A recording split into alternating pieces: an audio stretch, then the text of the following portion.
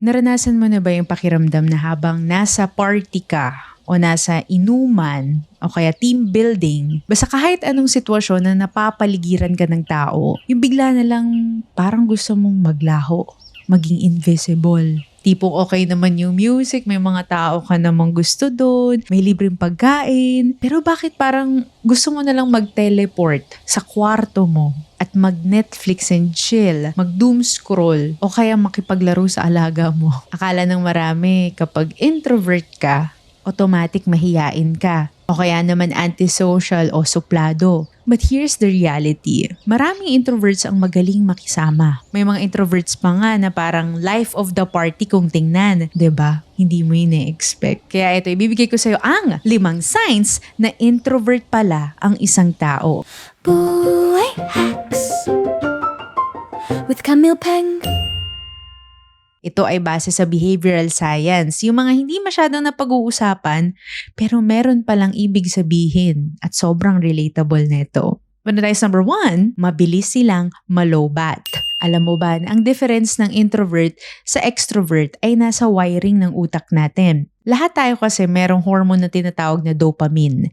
Ito ay isang reward chemical na kung saan lumalabas siya kapag excited tayo. Tipong kapag nakita mo yung crush mo na paparating, paluto na yung samgyup, o kaya yung out for delivery na yung chinek out mo online. Ang mga extroverts para silang may unlimited data. Yung kailangan nila ng maraming stimulations, ingay, tao, ganap, para maramdaman yung saya. Pero ang mga introverts, meron silang limited data lang. Meron tayong tinatawag na lower dopamine threshold. Isipin mo, yung energy mo ay parang cellphone. Ang extrovert, na-charge sila kapag nasa gitna sila ng crowd para silang wireless charging. Pero ang introvert, sila yung na-charge kapag naka-plug o nakasaksak sa saksakan. AKA, yung nandun sila sa tahimik na sulok ng kwarto sa isang pader kung saan andun lang siya, hinihintay na mag-full battery. Kaya kung napapansin mo na after 2 hours sa isang wedding reception or after a long meeting o kaya reunion, bigla ka na lang nagiging irritable. Yung pakiramdam mo,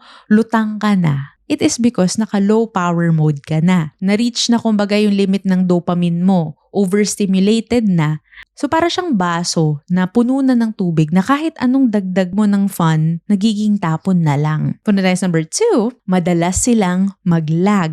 Yung halimbawa, may nakasalubong ka, isang kakilala na hindi mo naman masyadong close, pero nakita mo siya out of nowhere. Tapos, bigla ka niyang tinanong, "Uy, kumusta ka na?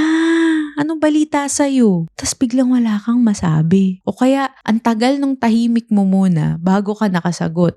May iba naman, eto, yung nakita mo na siya na makakasalubong mo, umiwas ka na kagad para lang hindi mo siya makausap. Ang tawag dyan ay observer lag. Ayon sa studies, ang mga introverts daw ay may mas mahabang neural pathways for processing. Ibig sabihin, bago lumabas yung salita sa bibig nila, dumadaan muna yan sa long-term memory at planning areas ng utak. Sa madaling salita, it would take a huge amount of energy bago sila makapagsalita o makarespond sa ibang tao. Kumbaga ba sa PC, naglo-loading. Pero ang mga introverts, loading sila hindi dahil sa mabagal sila o mabagal ang internet, pero dahil nagpo-process lang ng data para hindi makapagsalita ng ikakapahamak nila. Madalas pa tawagin na mahiyain o slow yung mga ganito. Pero actually, sign lang ito ng pagiging reflective. Mas gusto lang nilang magbigay ng correct answer kesa sa fast na answer. Yun din madalas ang dahilan kung bakit kapag may kausap kang introvert, mas chill, mas relax, mas banayad,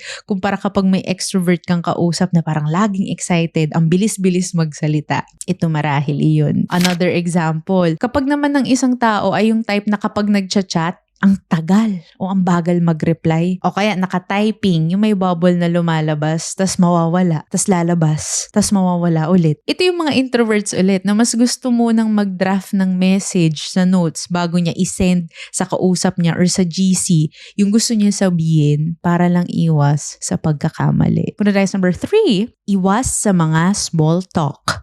Ito yung common struggle ng mga introverts. Small talks. Yung usapang, uy, kumusta? O kaya yung, sarap ng baon mo O kaya, traffic na naman, no? Para kasi sa isang introvert, nakaka-drain ng energy yung mga small talks. Kasi they prefer high-quality information exchange. Mas gusto nilang pag-usapan yung mga kwentuhan o topic na mas may lalim. Tipong, anong kinatatakutan mo sa future mo? O kaya, naniniwala ka ba sa aliens? O kaya, anong pangarap mo nung bata ka na sinusubukan mo pa ring tuparin ngayon? O, diba? Kaya kung napapansin mo na ang isang tao tahimik sa umpisa, pero kapag naging close na kayo, hindi mo na mapigil sa pagkukwento. That's the reason. Ang mga introverts, they don't hate people for not dealing with small talks. Ayaw lang talaga nila ng mga superficial na connections. Mas gusto nila yung mga deep talks sa isang quiet na coffee shop o na kwarto kaysa sa nagsisigawan o nakikipag-usap ng may tugstug sa background sa mga clubs. Ngayon, gets mo na. O bago tayo matuloy sa huling 2 signs, nakarelate ka ba? As an introvert, ano pa yung mga bagay na gusto mong mag-gets ng ibang tao tungkol sa'yo? I-type mo yan sa comment section para mas ma-discuss natin. At para rin tuloy-tuloy yung pamimigay ni Camille Peng ng Buhay Hacks sa inyo, please like, follow, and subscribe ang ating Spotify, YouTube, at Apple Podcasts. Search nyo lang Buhay Hacks by yours truly, Camille Peng. Punta tayo sa number 4, matindi silang makapansin ng mga maliliit na bagay. Ang mga introverts, hindi man bida sa usapan, sila naman yung mga may malilinaw na mata kung makapag-observe. Introverts kasi are natural pattern recognizers. Sila yung unang makakakita at makakaramdam na may off sa isang GC, let's say, dahil walang nagsasalita. Introverts kasi, they spend more time listening than talking. Kaya mas nakukuha nila yung mga non-verbal cues, yung mga micro-expressions gaya ng tono, boses, at yung mga body language. Sa corporate world o sa barkada, ito ang superpower ng isang introvert. Alam nila kung kailan sila lalapit at kailan lalayo. Alam nila kung kailan off yung energy ng kausap nila. Kasi hindi lang sila basang tahimik. Sila yung mga taong nakakakita ng mga bagay na namimiss ng ibang mga tao na laging nagsasalita. Number 5, matindi sila mag-hangover. Halimbawa, galing nga sa reunion, team building, basta sa isang big social event, ang mga introverts ay nakakaranas ng physical symptoms. Sumasakit yung ulo nila, sumasakit yung katawan, at feeling nila brain fogged sila, parang lutang na. Silang mga introvert, pagkatapos ng mga ganitong okasyon o pagkakataon, kailangan nila ng tinatawag na re-entry period. Kailangan nilang mapag-isa. Bago sila makabalik ulit sa panibagong sitwasyon, kailangan nilang mapag-isa. Mag-Netflix, magbasa, o kaya basang tumunganga lang. Madalas para sa iba, bed rotting ang tawag dito or me time.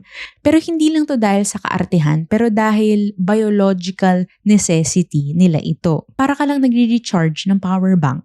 Kasi kapag hindi sila nakakapag-charge mag-isa, may tendency na mas mabilis ma-burnout, uminit agad. Kaya sa mga extroverted people dyan, pag sinabihan kayo, ang reply sa inyo ng inaya nyo ay, next time na lang, o kaya pagod ako Hindi galit yun sa'yo, and don't take it against them. Because introverts, they just need to go home and plug themselves back into the wall. Kaya para sa'yo na introvert, hindi ka mali, hindi ka kulang, hindi yan isang bug o error sa isang system. It's just a feature. It is your special feature. Di mo kailangang magpanggap na extroverted ka para magtagumpay sa buhay. Dahil yung pagiging observant, yung depth at yung ability to connect on a deeper level, yan ang lakas ng isang introvert. Sabi nga nila, knowledge is power. Pero ako, naniniwalang applied knowledge is. Kaya lahat ng matututunan mo dito ay gamitin sa tama at ikauunlad ng buhay mo. Muli, ako si Camille Peng. Don't forget to please like and share this content. Follow and subscribe na rin sa mga Buhay Hacks podcast channels.